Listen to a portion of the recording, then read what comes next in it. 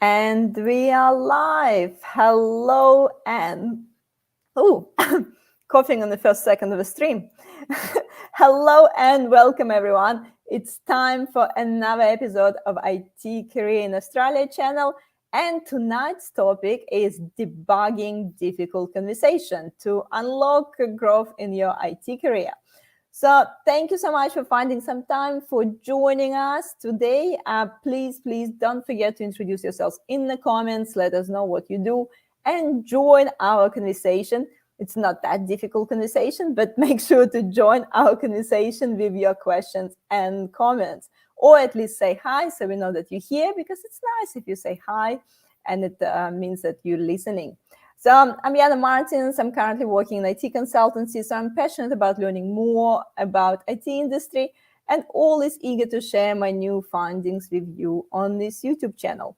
So tonight, as I said, we're going to talk about debugging difficult conversation, unlocking growth in your IT career, and Andrew is going to share his experience, his career journey, and the most important, his framework when it comes to handling difficult conversations. So today's live stream will be really hands-on. So if you have difficult conversation coming up, I really recommend you to grab a piece of paper and a pen, because we actually going to give you some tactics today so that you can use straight away.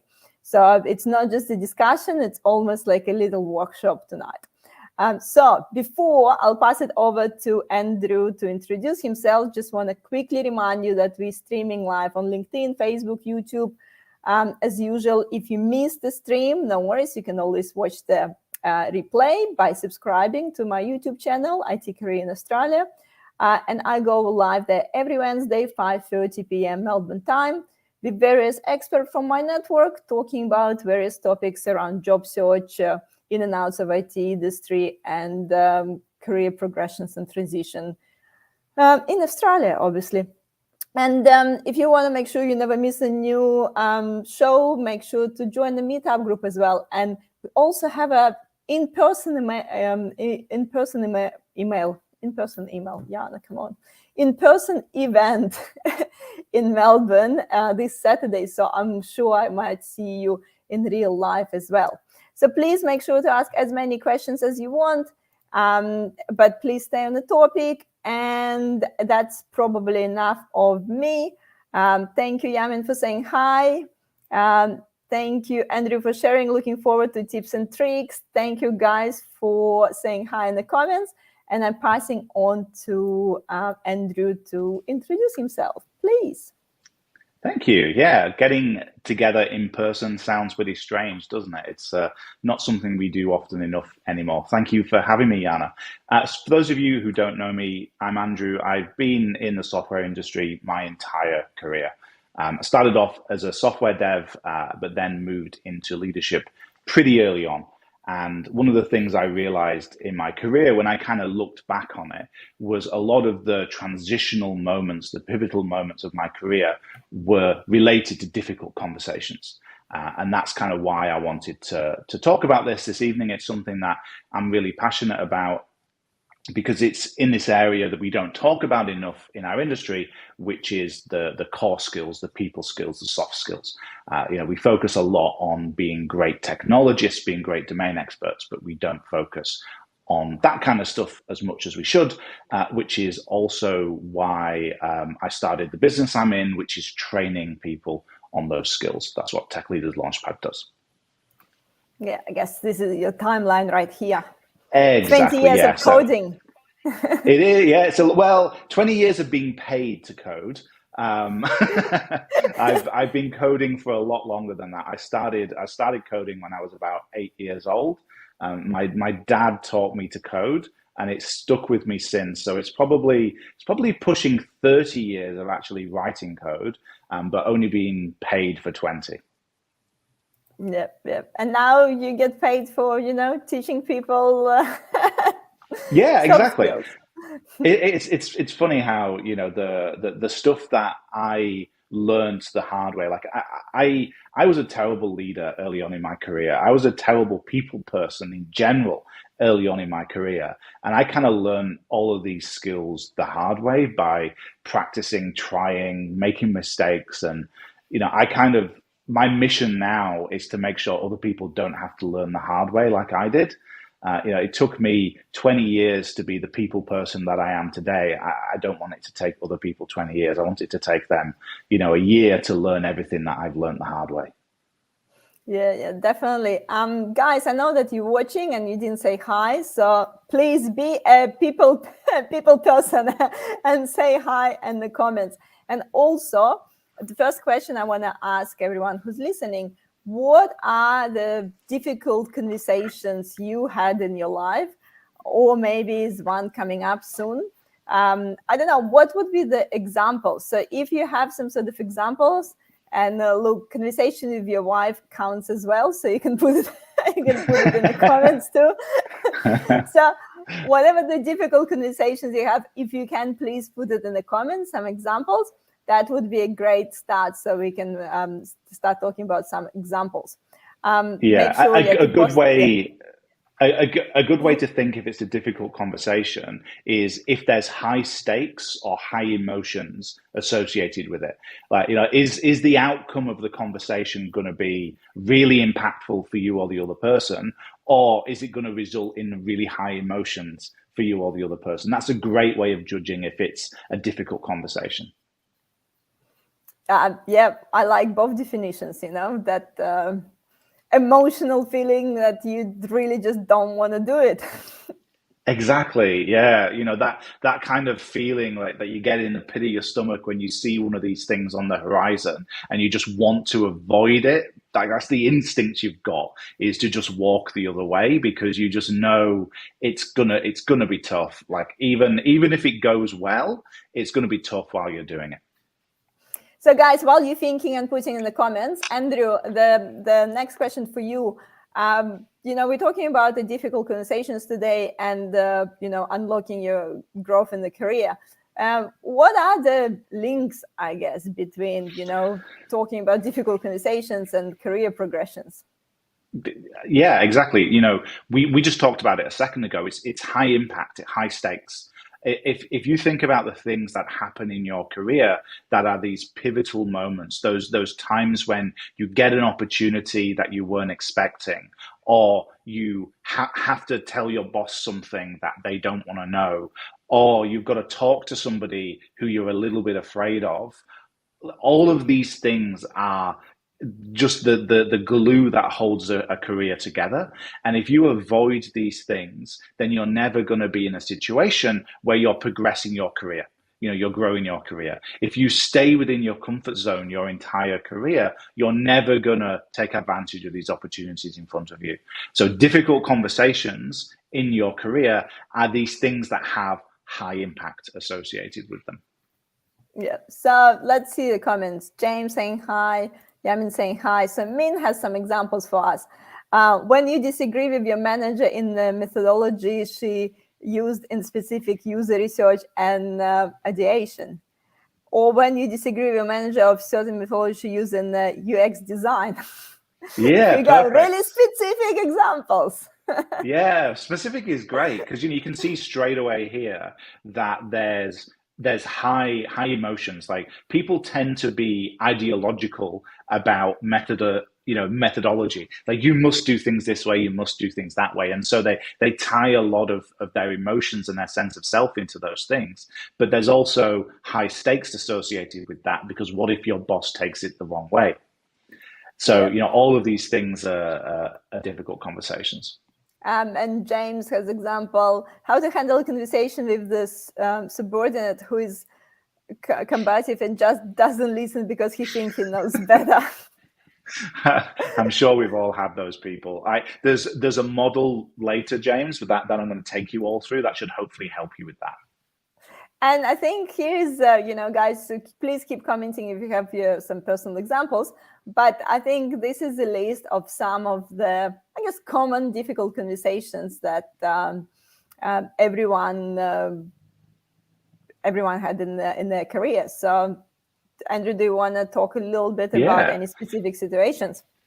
Yeah, so the first one, giving feedback, is something that I'm sure we're all pretty familiar with. You've got to tell somebody that the work they're doing isn't to the standard that you'd like, or the way that they're behaving isn't the way that you think is a professional way to behave. Like giving people feedback can be a very difficult conversation because, again, high stakes and high emotions. But it can also be a way for you to, as a manager, change the behavior of your team for the better, as a team member, change your manager's behavior, or really, drive the change that you want to see in your team.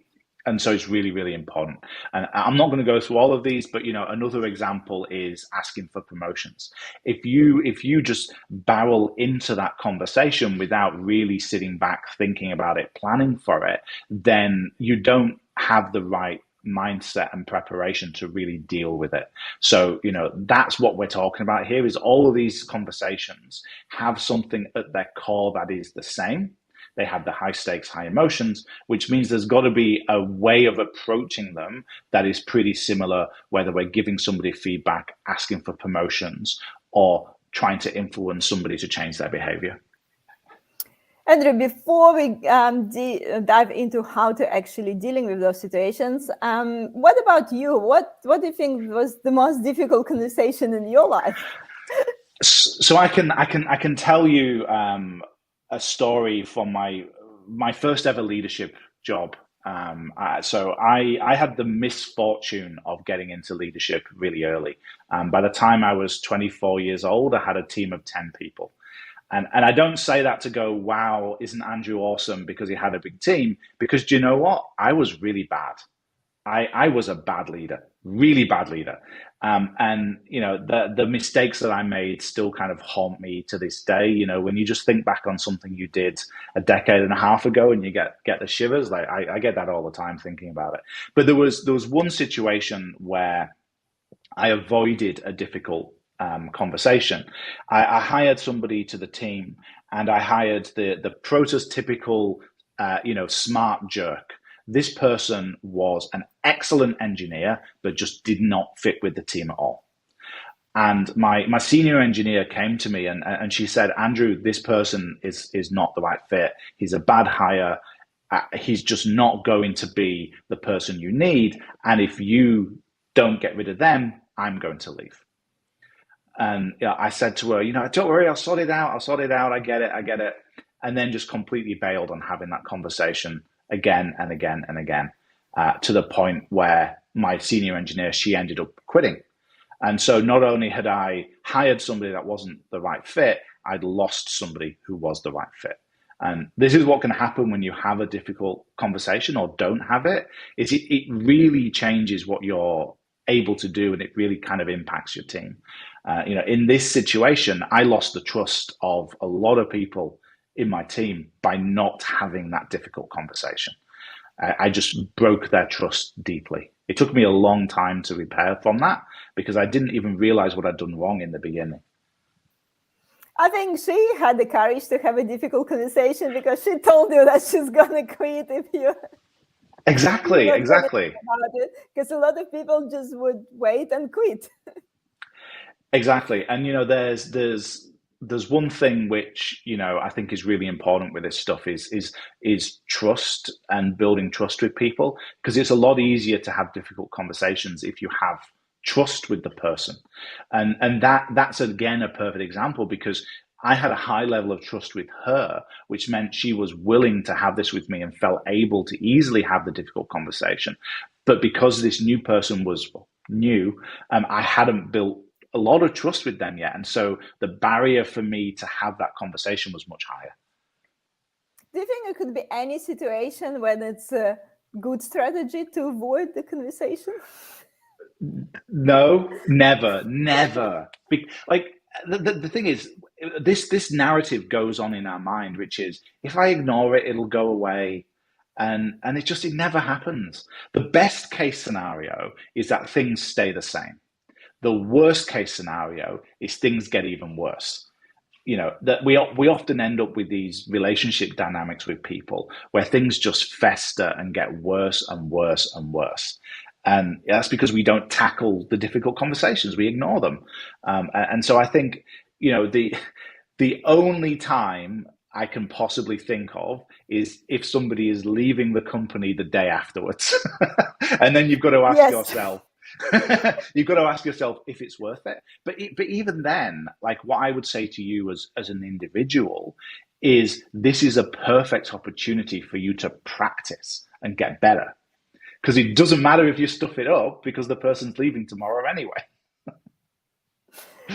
Sometimes could be situation you kind of wait for the conversation and then suddenly person left and like, oh, I don't need to have this conversation anymore. Perfect. But you haven't used it as an opportunity to grow. You haven't used it as an opportunity to practice. And like these skills, like I said it earlier, people skills, core skills. Some people call them soft skills. I personally, as an aside, I don't like the term soft skills because having a difficult conversation is hard. It's not soft. But I like I prefer core skills. Like people think that you're either born good at these or you're not born good, and that's completely wrong. They're skills like any skills. You can practice them, you can become better, you can learn how to do them effectively. And if you don't give yourself the opportunities to practice them, you're not going to get better. And so, every time you don't have one of these conversations, not only are you losing out on the opportunity to have growth and develop your career, but you're losing out on the opportunity to grow and develop yourself as well. Yeah, so you have a quote here, Yeah, exactly reflecting that. exactly. Because, these things are not going to disappear from our lives. There's always going to be situations where you have to have a difficult conversation. And, I'm not trying to make you feel like you can go into these things being fully confident, fully, absolutely not caring about the outcome, because it's not going to happen. Be comfortable being uncomfortable. Like get into that state of mind of the places you grow, the areas you develop are outside of your comfort zone.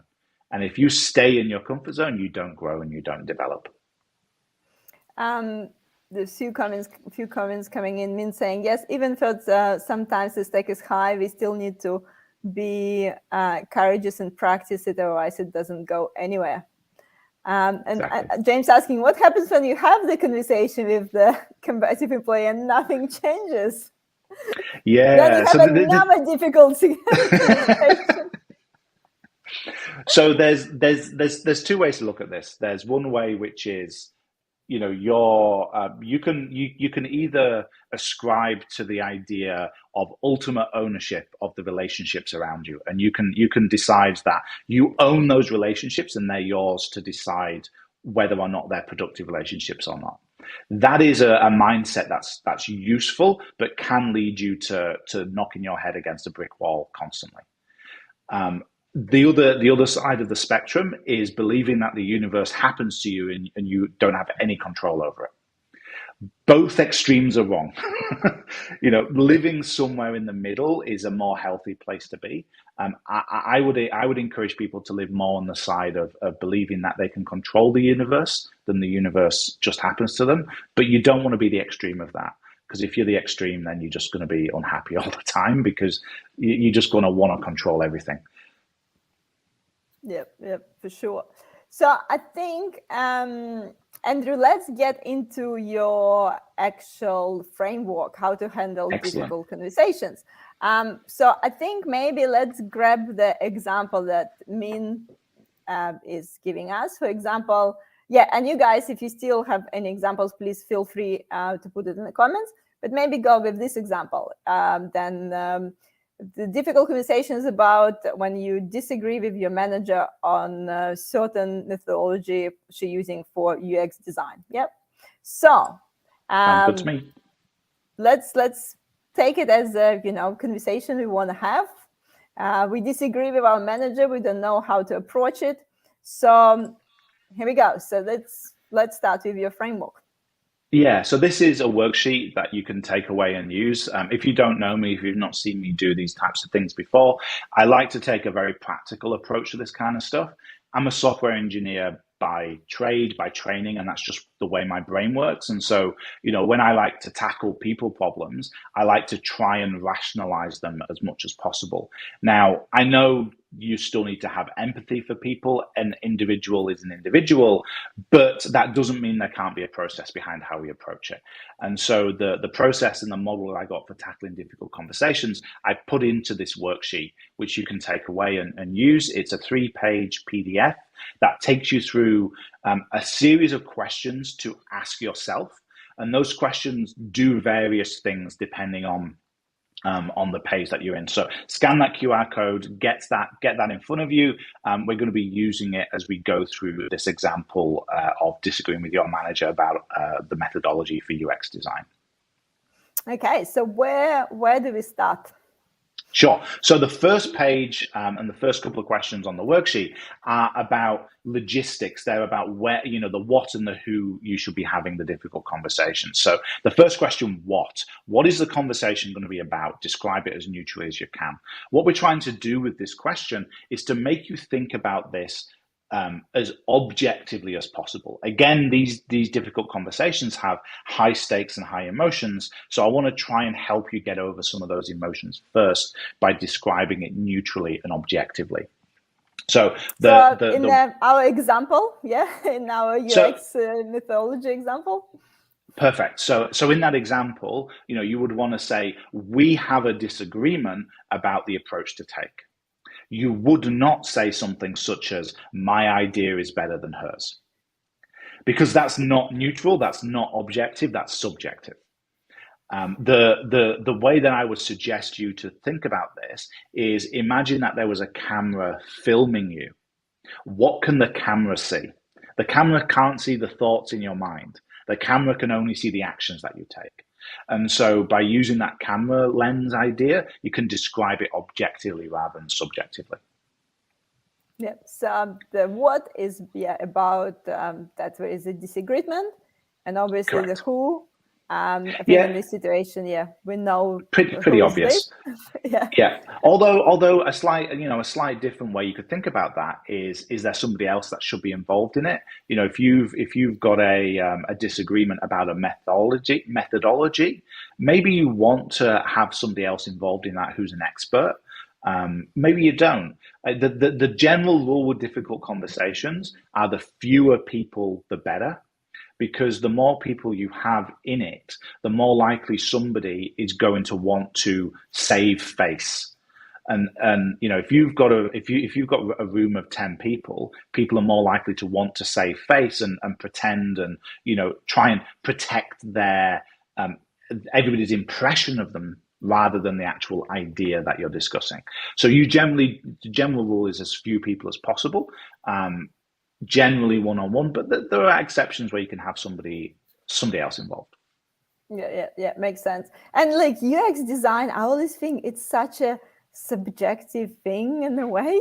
Like, I mean, we're trying to obviously have some sort of rules there, but oh my God, like I feel like it's so hard to predict if the person gonna, I don't know, press the red button or the green button. Yeah, exactly. And maybe one of the results of this is we A/B test and we do both. But I'm guessing from the phrasing, Min, it's less about the actual design and more about how you go about creating design, because Min's used the word methodology. That will be my guess. Yep. Let's stick to that story. Yeah. I'm like a normal, the general user. As soon as I hear UX design, I'm thinking about the green and red button. My wife is a UX designer and researcher, so I get told off all the time for that kind of thinking. Okay, so we established what's happening, who we need to talk. So next questions we need to ask ourselves. Yeah, when and where. So when should you have this? Probably not 4:30 on a Friday. Most people don't want to go home with a bad mental state. We don't want people stewing over a weekend. And so, the general rule on when is as soon as possible, but not last thing on an evening, and definitely not last thing on a Friday. Yeah. Then the where, these difficult conversations again we tend to want to do in private, because if you're in public, people want to save face just like before. So where should you do it? Should it be over Zoom? Should it be in person? Should it be in a private meeting room? Should it be having a coffee with somebody? Because all of these different situations can breed different dynamics in the conversation, and just thinking about those is important. And I think it's actually we're not always thinking about it, when and where to have these conversations, Exactly. because sometimes it just happens, yeah. So it maybe been boiling in your mind for a while, and then you see that manager or that colleague, or it's happened to that no one else in the office, and then you suddenly, okay, that's the time. Exactly. And if you're doing that, you're not giving yourself the best opportunity to plan and prepare for it. Whereas if you're actually booking it in, essentially, you can make sure that you're in the right place to do it. You can make sure you're prepared, and they know that it's happening, and they can make sure they're prepared as well, and they don't feel sidelined. I don't know about you, but in the past I've had people, when we used to work in an office, go, "Can you just come in this meeting room for a minute?" And I go, "What's going on?" It's not a nice feeling, and actually sometimes planning these difficult conversations can be useful to give both of you the time to actually prepare mentally and for it. Yeah, no, it definitely makes sense. What is this famous quote? By failing to prepare, you prepare to fail. Exactly, and that's it. All we're trying to do with this worksheet, and the 40-50 minutes we're spending together this evening, is to help you prepare. Because if you don't prepare, you're just going to blunder into it, and you're not going to do as good a job of it as you would if you'd actually have prepared. And I think I saw the quote on your slides before. I can't find it. That preparation isn't manipulation. Yeah, yeah. Yeah, that's something. So I do a lot of this teaching and training. I teach a lot of this stuff for companies, and come in and build training programs for companies for these types of skills. And two of the big areas that I teach and train are communication and influence skills. And part of the way of that they tend to go is somebody will often say, if you're teaching me to influence, aren't you just teaching me to manipulate somebody? It's like, well, not really. There's skills, and those skills can be used one way or another. It's up to you to decide whether you're using the skill to make the person's life better or make the person's life worse. And I'm going to teach you and hope, because I believe in the general good of humanity, that you're going to use the skill to make somebody else's life better, not worse. But it's up to you to decide how you use it. Yeah, what's the difference between manipulation and influencing is intention. Exactly, It's like 100%. if I'm having a glass of wine in the evening with the intention to just enjoy it, it's one intention. But if I'm having a glass of wine in the evening just because I'm stressed at work and I just need some alcohol, that's a different intention. So Yeah. I think that's Or if it's a habit. one of. Oh, if it's a habit, yeah, exactly. So so I think that's that kind of the shades Exactly. what comes to the thing. I think Min is actually participating in his difficult conversation. But the manager with the higher position favors her of an idea and sometimes ignores correct methodology. The feature she wants to develop does not match with the user needs. Okay, so he gives us a bit more Sure. context. Okay. Perfect. Thanks, man.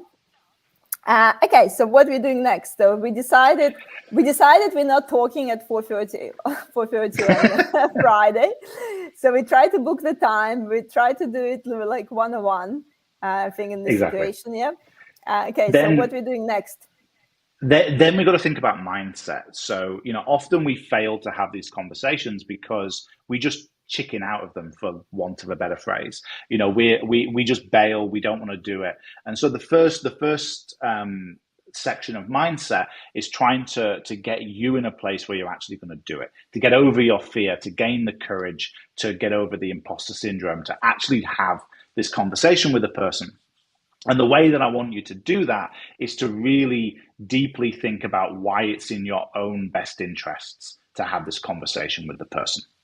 So if we take Min's example, where they're not using the correct methodology and the feature doesn't meet the user's needs, it's in your interests for various reasons. It could be because you want to build the right thing for the user. It could be because you genuinely care about the right thing being out there. It could be because it gives you an ability to show your knowledge and your expertise.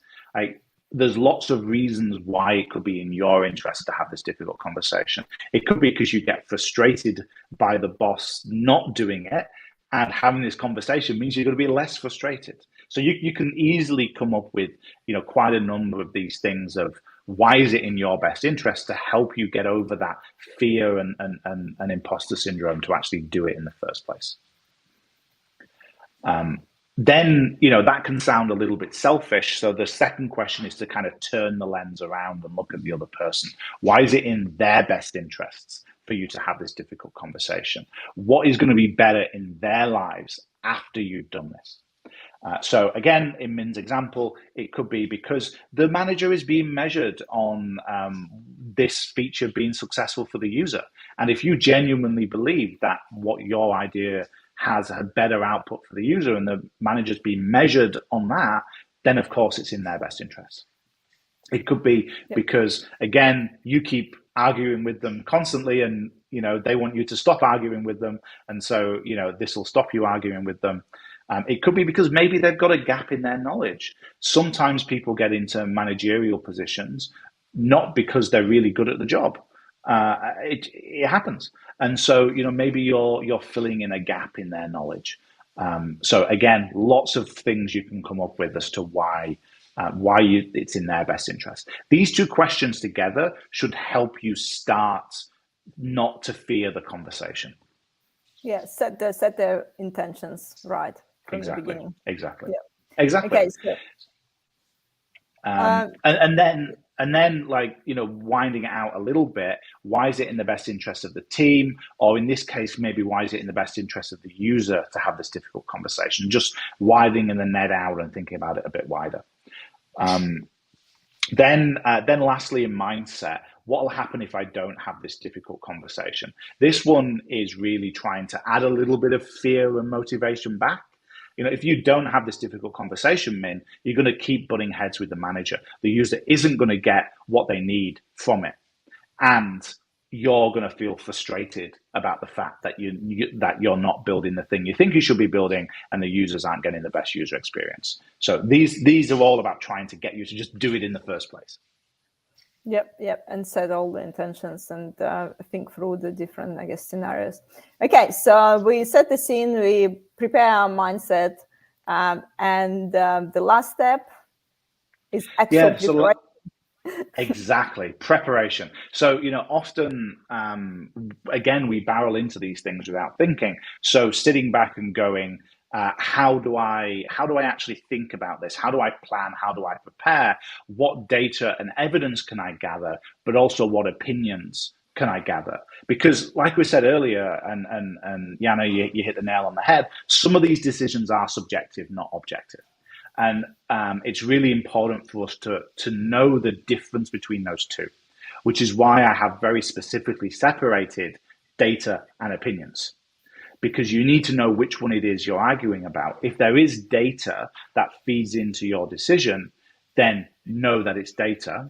But if it's an opinion, know that it's an opinion. So, for example, in Min's situation, if the difference between the two could be if you have some kind of research that shows the way that you're suggesting is a better way of doing it, that would maybe go in the data evidence section. Whereas if you had a call to authority, say Apple is doing it the way you think you should do it, or Google is doing it the way you think you should do it, that would tend to go more in the opinion side.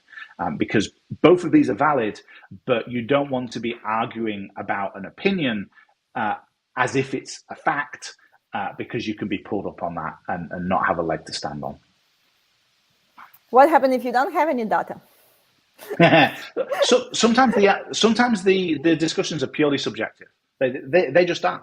Which way should we do this thing? And there it is really a matter of the opinion side of things and trying to decide how you wade through those opinions. And this is a really interesting facet of influence, is some people are very data driven and they want to see the numbers. But some people are very authority driven in that they want to see what the big names are doing. And if you're somebody who is very data driven, your initial instinct is to try and convince the other person using data. But if they're authority driven, they're just not going to care about your data. They're just going to be like, yeah, I don't care. What's Microsoft doing? And you need to know and understand what they're influenced by to decide which one of these two you should use. No, 100%. And I definitely know some people, they just love dropping names and they're like, but they doing it, and exactly. So what? Yeah, because you're not convinced by that, but they are. But you see straight away you've hit the nail there, because you've noticed that then when they try and convince you, they're using a call to authority, which means when you next try and influence them, you should do the same. You should use a call to authority.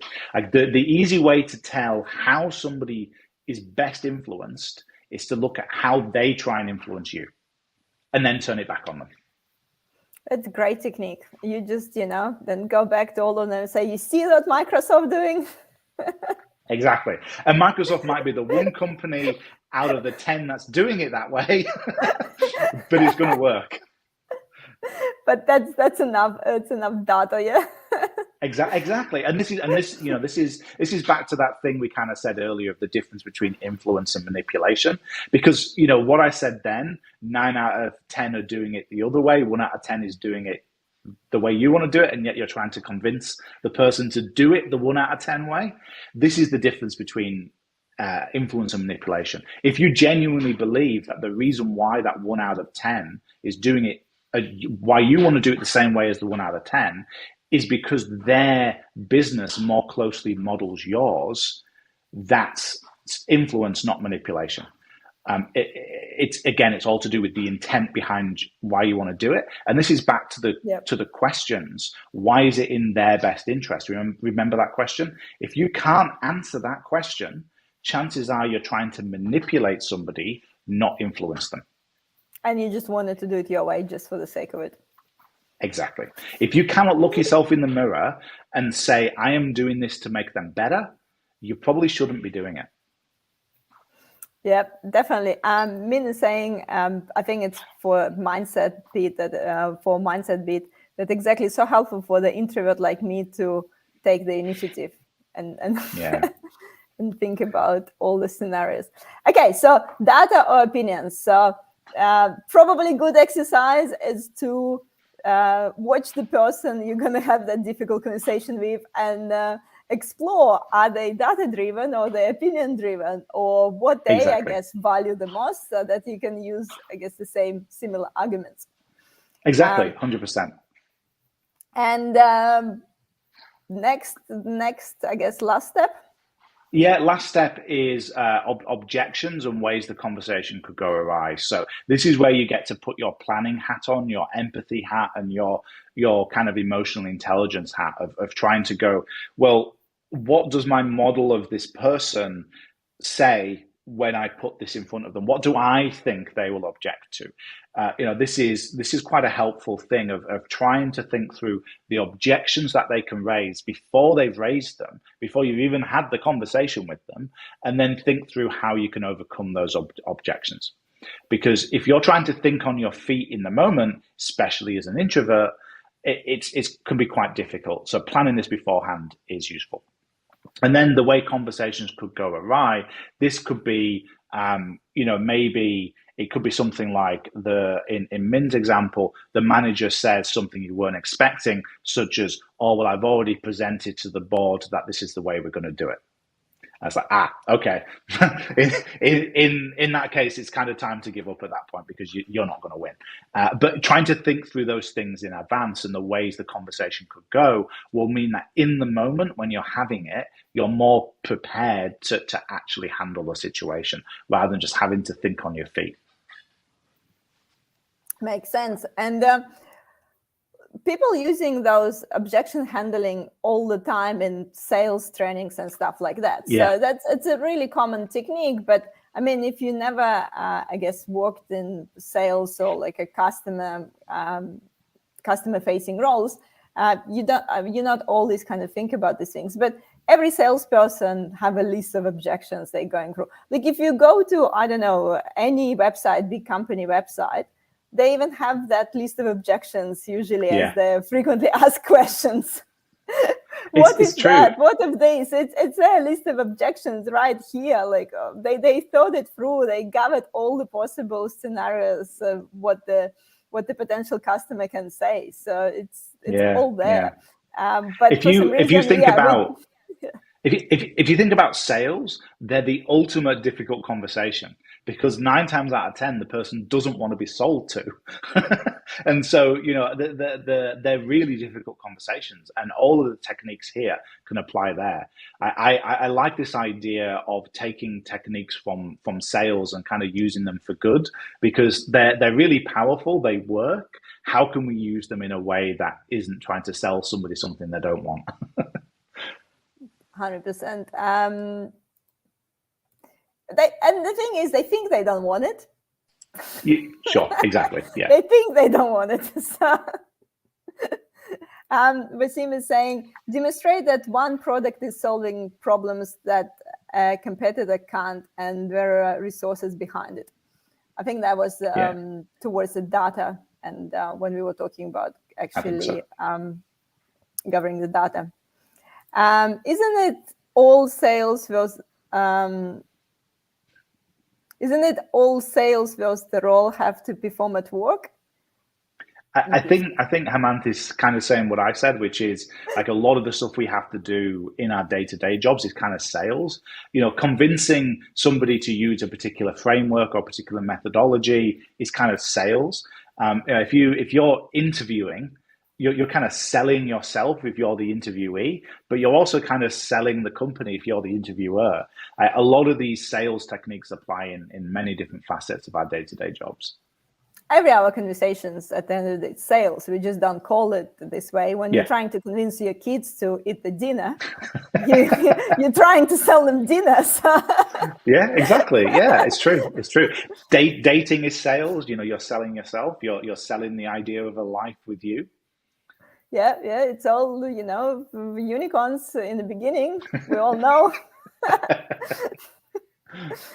And you can say all the things that you like, and or you think you like them. Yeah, that's true. And I guess your point is really, this is completely going off a tangent, but you're absolutely right about the thing, selling somebody they don't know they want. That kind of applies to dating as well, because like we all kind of have this idea of the perfect person for us, but then we end up meeting somebody who maybe doesn't tick all of those boxes, and we still fall madly in love with them. It applies in lots of different places. Yeah. There is a book that's called Seller to be Sold that basically talk about, every conversation is, it's a sales. And every time you're not selling, you're basically losing because you're getting sold. Yeah, it's true. I wouldn't take it that far. I think there's benefits of having conversations that are just kind of fun and intellectually interesting. But I can definitely see in a work environment that kind of applying more so. Herman is saying conflict of thinking comes from talking the truth versus selling the idea. Don't really understand that, Herman. Do you understand that, Jana? I don't know. I think truth and selling the idea could be the same. Yeah, that's where I'm stuck. Coming back to that intention. I think we're coming back to that intention thing. So if you're selling the idea for wrong intentions, sure, then I think we're coming back to this manipulation of those Yeah, influencers, because yeah. that's where I think the difference is. So there is nothing wrong with selling the idea if you truly believe in it. And you believe it's the best thing for that person. Like that's the thing, because it might be the best thing for that person, but not the best thing for somebody else. And as long as you can look yourself in the mirror and answer that, I think that's the important thing for me.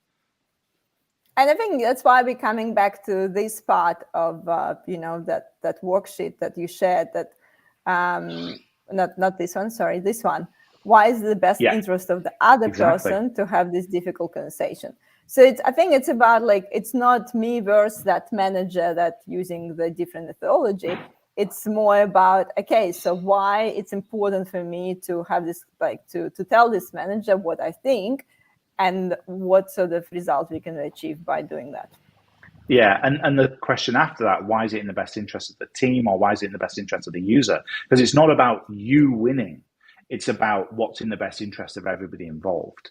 And sometimes, that's you winning. Sometimes that's not you winning. Like in all of these things, we should be striving for the best communal good, not a particular person winning. Yeah, and last comment, I think we just get into the pretty intense discussion here about what's manipulation, what's not. When we believe the idea is right, but still can't be solved, that's where the manipulation thinking comes from. Yeah, I don't know. I don't know. Like, I think it's Yeah. almost gets philosophical from here. I think we're delving deep into philosophy, and I think this is the time to leave that to one side. Oh, here we go. Min is giving us another example of difficult situation. The manager is in favor of another team member of whatever she created because they are close in their personal relationship. Yeah, this happens all the time. We disproportionately weight things, not because of their value, but because of who created them. This is most often seen when we come up with ideas ourselves. There's the so-called IKEA effect, which is a great experiment they did, where they got a bunch of people to build IKEA furniture. Then they asked them to value that furniture in dollars. They took the people out of the room, put some more people in the room, and asked them to value the furniture. So you had two groups of people. One group that had built the furniture and then was asked to value it, and a group that hadn't built the furniture but was asked to value it. The group that built it consistently valued it 20% higher than the group that hadn't built it. This tells you something really fundamental about humans, which we disproportionately weight the things in which we've been the creators of. This also applies to the people around us and the people that we like. So, it might not be 20%, but we still disproportionately weight the things that people we like have created. And it's just a common human trait. And here we have to go back to what we talked about earlier with data and opinions and calling to authority. And you've got to really overcome that by a way that they want to be influenced by, which really depends on who they are. Yeah. And that's why difficult conversations are difficult. Yeah, I didn't call this easy conversations, Yana. and it doesn't mean that you're gonna all these difficult conversations gonna finish in your favor, but I think No. that's the idea is actually start having them, because eventually will bring you to progression. Exactly. And, one of the great ways you can build trust with somebody and build a relationship with them is actually challenging them in a compassionate, objective way. If you are a yes man or a yes woman, and you just do what your boss says all the time, that's going to get you so far, but it's not going to really accelerate your career. And the other side of that, which is objecting to everything and never saying yes, and being frankly a complete whatever, That's going to get you so far, but isn't going to really accelerate your career. What we're talking about here is how do you utilize these difficult conversations to slingshot where you want to go in a way that is productive, but you're also not getting into real unhealthy conflict with somebody. Yep, definitely. Again, it's about finding some balances in a lot of those situations. Cool. We're coming to end of our close to end of our stream. There is a few more announcements I want to make. I'll just see if there's any more comments. James is saying, where is the meetings, your KPIs and sales targets, and then where is the customer service? Let's not go too far in this. That's probably the conversation for another time. So guys, everyone, thank you so much everyone for listening us tonight. So if you want to download the worksheet that Andrew's just shared, you can basically head to his website, and there is a QR codes on the screen. I'm going to share them. I'm going to share the links in the comments later as well. Andrew, do you want to take us through what people can actually access through those links? Sure. So the first link, like Jana said, is the worksheet that you've seen already. The last link is my LinkedIn profile. If you want to connect with me, I talk a lot about this kind of stuff. People skills, leadership skills on LinkedIn. I do LinkedIn Lives myself as well. If you want to follow me and kind of keep on top of that, that's what that last link is. And the middle link is I put all of this together into a free online training course. So there's a free online training course focused specifically on difficult conversations. I've got examples in there. I go into a lot of detail. There's about an hour of me talking about this kind of stuff, as well as examples of the worksheet being actually filled in for particular situations. So you can take advantage of that. Scan that QR code in the middle, and that will allow you to get access to that. And hopefully, let me know if you've got any more examples on LinkedIn. I'd love to talk about this kind of stuff because it makes me happy helping people. Perfect. Thank you, Andrew. So guys, a lot of useful links there. Make sure to check it out and download all the worksheets. And look, sometimes what I found with any of those sort of difficult situations or conversations you need to have, it's just so important to write it down. It sounds so simple, but sometimes we just forget it. Like if you just sit down, and even if you don't follow any worksheet, so it's better if you have a structure like that. That definitely helps heaps. But even if you just want to brain dump everything on a piece of paper, that already give you some sort of structure and some ideas. And it just helps so much just to have some sort of visual correspondence of your thoughts on a piece of paper or whatever. Some people like to type more. It just doing that helps enormously. If you structure it and if you put all the objections list and you put the data in, then when you're having these conversations, you don't feel as nervous anymore because you feel that you prepared and you already thought about the worst case scenario, and you already thought about if you lose, it's not the end of the earth. It just maybe you just agree to disagree. Yeah, exactly. I think you're absolutely right. Just any preparation is useful. The worksheet is there to guide you in the way that I think is most productive. But hey, if you just want to open a notepad and scribble things down, you're going to be way more prepared than if you've just gone into it without thinking. I agree. Yep, 100%. And guys, I just want to make a quick announcement of what we're actually doing this week. This Saturday, I want to invite everyone to the face-to-face event. So I'm doing a little bit something different this weekend. So we're going to go for networking. So I decide, stop going to the coffees and bars and and gathering inside. So hopefully the weather looking promising. So I invite everyone who I haven't met in real life, who've been watching my live streams for a long time. Please come and meet me this Saturday at 10 a.m. in the morning in Albert Park and Lake. We're going to go for a walk around the lake, and we're basically going to swap, and everyone can try to talk with everyone. So do this like a kind of speed networking and working.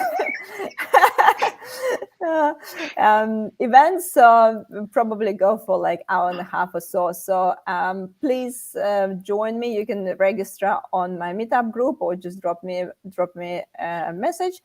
And next Wednesday, it will be 27th of September, we're going to talk with another Andrew. Here we go, Andrew and Andrew. We're going to talk about, Andrew, about building trust with leadership for career fulfillment in tech. So I think there is some familiarity with our today's conversation. So it's basically, you know, how you can build this trust with your managers, with your leadership team and stuff like this, so that you actually can enjoy your work more and maybe even progress in your career more. And again, it's not about manipulating. It's about that genuine communication skills, influencing and building that trust. So that's next Wednesday, 5:30 p.m. as usual. And yes, so if you can join me this Saturday, it will be great. And as always, please like this video. If you enjoy the content, share it with all people who need to hear this. Make sure, obviously, to you know, press that subscribe button as usual, guys. You know the drill, so don't need to remind you. Just make sure to do all these things.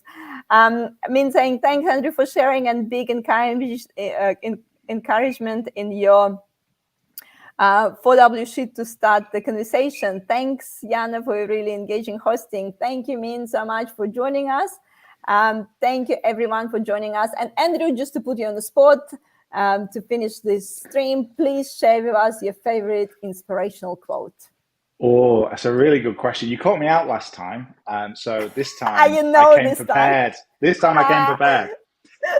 So this kind of ties into both what I talked about and what the other Andrew is going to talk about next week. So there's a quote by George Bernard Shaw, which I really like. The biggest problem with communication is the illusion that it has taken place. When when you feel like you've communicated with somebody, but you actually haven't. That's the biggest problem in the world. I have a joke about it. My wife just suddenly stopped and said, "You weren't listening, weren't you?" And I thought it's a really strange way to start conversation. Perfect, exactly. So guys, if you have an illusion that the communication taking place, just think about it. And maybe go and say this joke to your wife. So anyway, thank you, everyone. I'll see you this Saturday, or I'll see you next Wednesday. Thank you.